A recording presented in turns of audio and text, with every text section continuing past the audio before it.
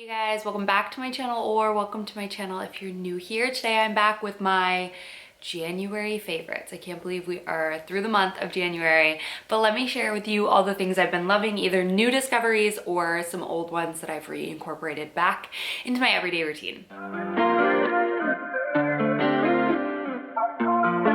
I love making these videos. I think it's fun because I show a lot of products, I show a lot of clothes, show a lot of everything, but it's kind of nice to kind of see everything all in one spot of what I've been loving for this past month. So yeah, let's go ahead and break it down. I've got beauty, where I like wrap up all of my like skincare, all that kind of, I don't have that much, makeup, hygiene, whatever. And then I have fashion, which I have a decent amount this month. And then we have a couple random bits, but let's jump in with beauty first.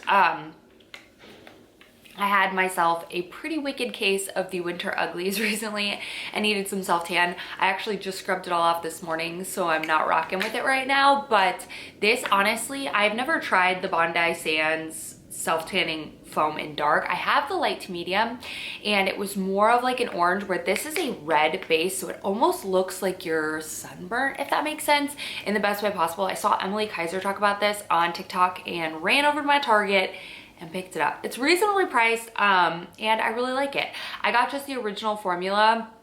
I will say that this does transfer in terms of like when you first put it on, it's going to transfer onto your jammies. So just wear dark jammies or whatever, or a dark robe. But I feel like the staying power of this was really nice, and it definitely felt natural to me on my skin. So big fan of this guy. Definitely feel like this has replaced my Loving Tan, which I feel like is a really similar formula with that red base.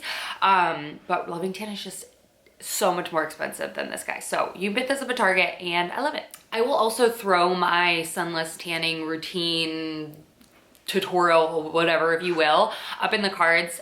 The product, like I said, has changed, this specific one, but the prep and all of that is all still the same. So if you are new to sunless tanning or just want to pick up some different tips and tricks, I feel like no matter how much I sunless tan, it's always good to have some reminders, or maybe people do things a little bit different. So I will throw that up in the cards if you are also dealing with the winter uglies and need a little glow. Speaking of winter uglies, it's like rainy and gross and dreary out today. It's like 60, but it's like so gross out. So hopefully the lighting isn't horrible. Let's move on to my next beauty favorite, which is actually a foundation, which I have not worn an actual foundation in, like, honestly, so long, you guys.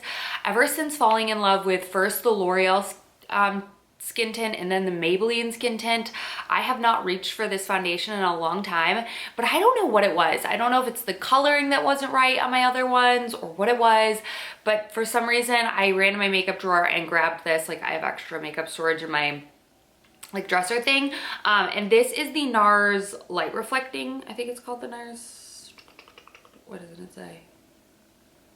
The Light Reflecting Foundation.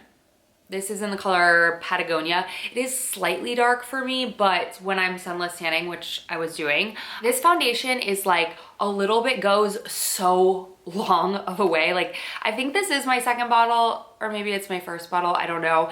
It's definitely expired if it's my first bottle, but this is so good. You need like less than one pump, honestly, for your entire face. And it looks, even though it's a foundation, it looks so much like a skin tint. It has a sheen in the light, and this really does dry down on my skin, which I have been liking. Since I'm not wearing a ton of powder in the winter because my skin is a little bit drier, plus I'm going through the tretinoin peeling right now. I'm probably on like week 2.5, maybe 3.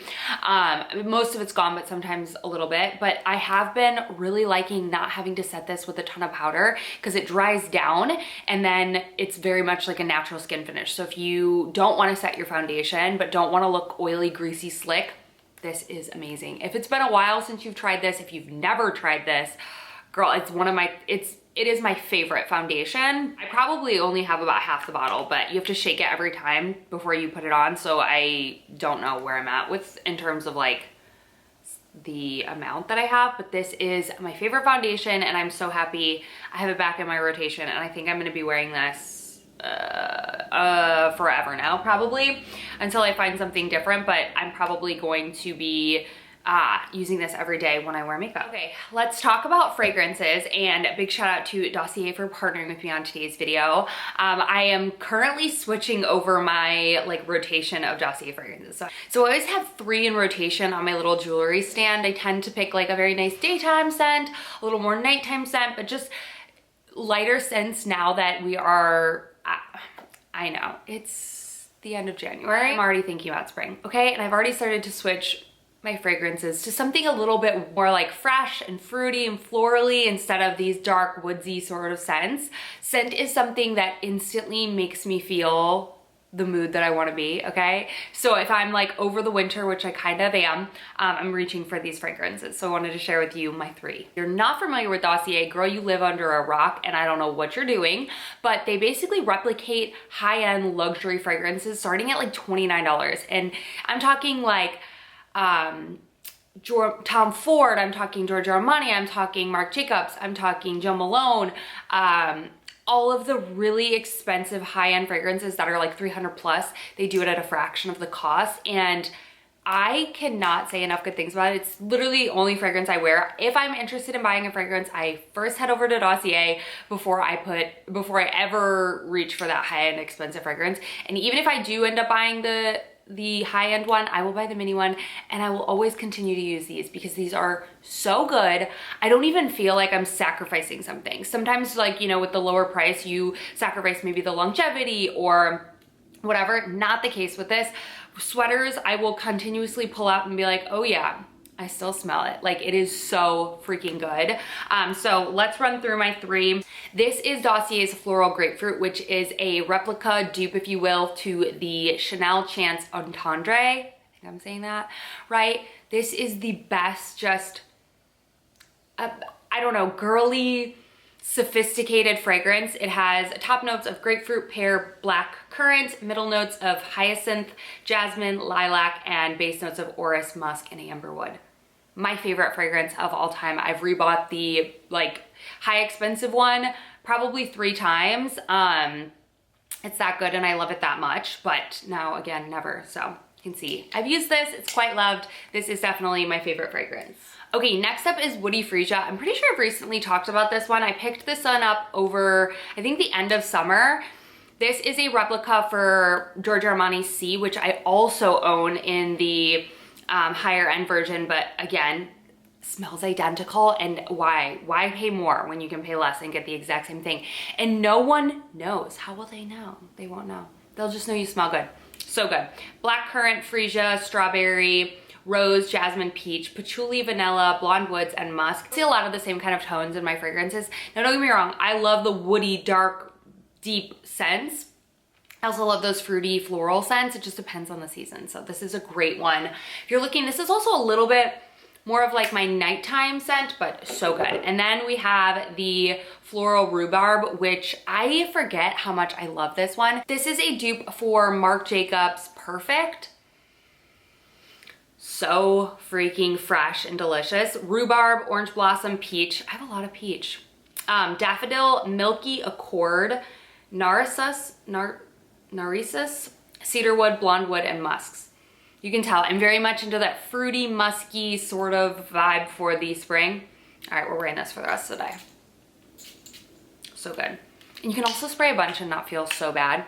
Oh, that's so good. I love that. Okay, so big shout out again to Dossier for partnering with me on that portion of today's video, and I will have all the details in the description box down below. They have amazing bundle deals at all time. That's why I tend to show you 3, because they have bundle deals when you buy 3 or more fragrances. And they have a 30-day money-back guarantee. If you are not happy with the fragrance you choose, they will let you exchange for one that you really like. All right, that's it for beauty. Let's move on to fashion, because I have a decent amount of fashion. Pretty casual fashion, but I've made a lot of fashion videos, a lot of hauls over the last month. But let's start with accessories actually, and then we'll move into the clothing. First one is this little red bracelet. I'm obsessed with this so much. I partnered with Sweetie this month to share their jewelry that I picked out, and this has been my go-to. I believe this is red agate, and it has this super pretty like gold little bell on it. I wear this all the time. I will say it is slightly big for my wrist, so I wear it behind my watch so it doesn't like kind of fall down. I have it on the smallest setting, but it is so pretty. I think it's just a fun little pop, and I love having kind of a statement bracelet along with my other like basic type of bracelets here. It's just been my like go-to for years now, ever since I started wearing watches and jewelry. But this has just been such a fun little pop this month, and I've loved it. I wear very basic, very simple outfits, so this has been a fun little way to kind of elevate my outfits. They also have a necklace if necklaces are more your jam. I've been wearing and loving the heck out of this little Suihi. I believe it's called the Lucky bracelet. So freaking cute. Okay. If you've watched any of my outfit styling videos, I also was suckered into the little Miu Miu glasses trend. I think they're so cute.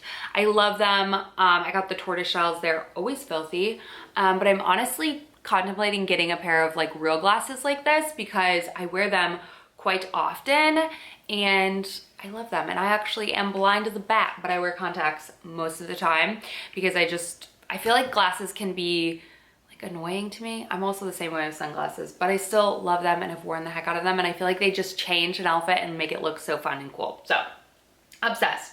Okay, let's move on to the one pair of shoes that I have. I finally got these in my correct size. I thought I mentioned this last month, but I must have just gotten them at the end of last month. But these are the Onitsuka Tiger Tokutens, I believe is what they're called. I went through a battle with these, you guys. Not really. I ordered a smaller size. I ended up getting these in a size 7, US women's size 7. Originally I got them in a 6.5. I'm between a 6.5 and a 7. So if you're in between sizes with these, I would say you could size up, but like it depends what socks you want to wear, whatever. I feel like the 6.5 was just a teeny bit too tight on me. So I went with the 7. I went with my bigger of my sizes, but love these so much. I originally ordered the 6.5, like I said, then I returned them and accidentally ordered a men's size 7. I ended up selling those over on my Poshmark, which also, side note, I'm going to be posting so much on my Poshmark very soon, I promise. But I love these. I love the gray leatherway with the navy. I think these are perfect. I will wear them all throughout the rest of the winter and then into spring. I know it. Navy is my favorite color, and I just thought these were just like a different look than just like a fresh, crispy white sneaker. I liked the look and I love the gum soles, and they're also insanely comfortable. So cute. These have kind of replaced my Sambas, if you will, but I love sneakers. I love tennis sneakers. Okay, if you watched my recent Uniqlo haul, then you know that I went on a mad hunt for these jeans. And I mean, by mad hunt, I drove all the way to Galleria, and that place gives me PTSD. So yes, it was a mad hunt, okay? In search of the J.W. Anderson collab that they did with Uniqlo, or he did with Uniqlo, and I love these jeans. If you've watched any of my styling videos, you know, and if you just know me in real life, I've not put on a different pair of jeans on my body than these ones right here. I bought all 3 colors. Yes, so I got them in a size 27. I'm anywhere between a 26, 27, sometimes a 25. It just really depends on the brand, but I wanted a loose fit. So if you want not as loose of a fit, because these are real raw, like I always say raw, rigid cotton denim, 100% cotton. So they stretch as the day goes on, as whatever. I love that though. I absolutely love when jeans stretch, and I wanted some that did not like squish my hips. I wanted ones that just flowed, just like the sweatpants of jeans. But if you don't want that, go with your smaller size, or go true to size. So I got the light wash, which this one's probably one of my favorite colors. I can't wait to wear this in spring and summer.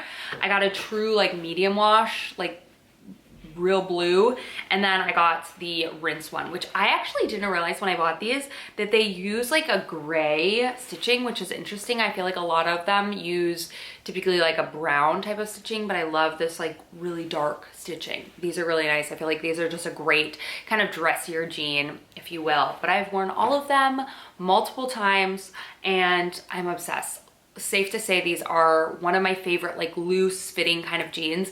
If you are familiar with the Everlane rigid slouchy, they no longer make them, but these are comparable and just not cropped, and they don't have rips. So love them so much, and I love pretty much everything that I got from that haul, but specifically these were standouts. All right, Then we have two sweaters. The first one is this Quince one, which honestly was not actually in my Quince haul. I placed this afterwards. Why have I been asleep on this sweater? This is the Fisherman cotton sweater, I believe. I ordered this when I first did my first ever Quince haul, and I ordered the wrong size. I think I ordered like a small or something, and it just was not it. This though, I just showed this in my recent outfits video as well, the fit of this. I love how it's kind of curved up.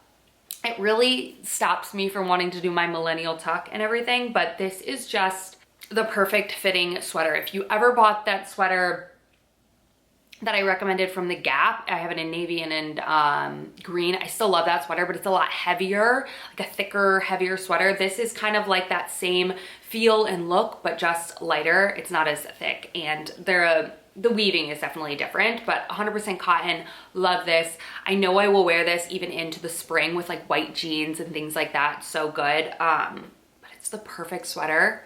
I want it in like every single color, but this oatmeal color was my fave. So yeah. And then my last fashion favorite is not fashiony at all, but it is, if you know, you need a good fitting, oversized sweatshirt that looks intentionally oversized and not sloppy. I don't know why I did not own this sooner, because you guys know I love Abercrombie. This is the men's, I believe the Essentials. No, it's the Soft AF Essentials. Yes, I got mine in a size medium. So freaking good. Perfectly oversized, perfectly just can be tucked, and it's everything. And it's so soft. I've washed and worn this a million times. It matches the gray sweatpants in the women's line, which I also own, and just bought another pair of them because mine were a little ratty tatty. So I bought another pair to go with this. Love this. I also featured this in an outfits video. It's what I wore on the airplane when we went to Amsterdam. So good. So good. If you've been on the fence, get one, because they're so comfortable and you just want to live in it. It's like truly, I've thrown that on more times than I can count this month. It is that good. All right, that is it for beauty and fashion. Let's move on to my two randoms. Okay, my two randoms are both food related. First one is actual food. This is the KRAVE chimichurri beef steak or stick. This is grass-fed, grass-finished, 100 calories and 8 grams of protein. These are so good. Okay, I'm a big fan of Chomps. Love them. And when I was at Costco this past month, I picked up 2 bags of these, and I'm almost out of it, my second bag, but these have so much flavor. They're like chimichurri, a little spicy, but so much flavor that Chomps are kind of just like one note.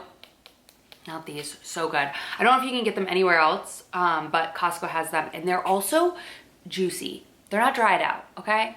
That matters.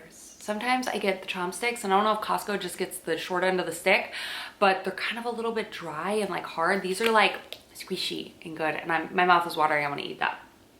And then we have my little Banneton baskets. I have been sourdoughing for, I don't know, probably like 3-4 months now. I've made so much sourdough. And if you haven't been checking out my vlog channel, which I'll throw up in the cards, I showed my little Bannetons in the last vlog that I did, but I am going to do a full dedicated from start to finish, my sourdough starting journey, all the things. But these have been amazing. Before this, I got these for Christmas.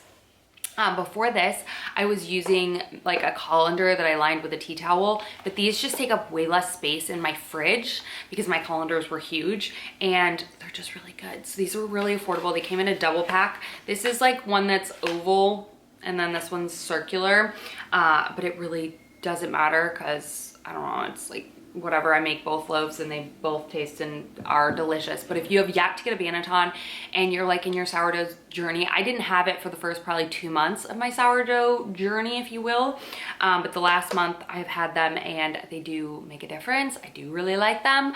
Again, not 100% necessary, but I've been using them a ton. So if you are interested in getting into your sourdough journey, note that you don't need all the fancy things. I use very bare minimal with mine, but this honestly leveled up my experience. So that is it, you guys. That is all of my January favorites. I cannot believe we are already a month into January, or a month into the new year of 2025. I hope you guys are enjoying it.